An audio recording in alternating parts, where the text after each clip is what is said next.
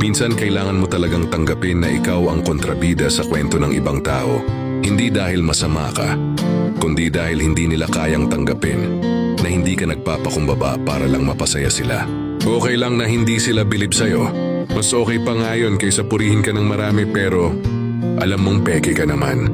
Mas marangal ang tahimik na may prinsipyo kaysa maingay na walang laman. Hayaan mo silang malitin ka, husgahan ka, gawing masama sa isip nila. Hindi mo responsibilidad ang opinyon ng mga taong hindi naman kilala ang buong pagkatao mo. Hindi mo kailangan patunayan ang sarili mo sa mga taong ang sukatan ay galing, yabang at pakitang tao. Sa dulo ng araw ang mahalaga, wala kang inaapakan, wala kang sinasaktan, at hindi mo kailangang magkunwari para lang tanggapin ka. At kung may pagkukulang man ako, handa akong aminin at ayusin.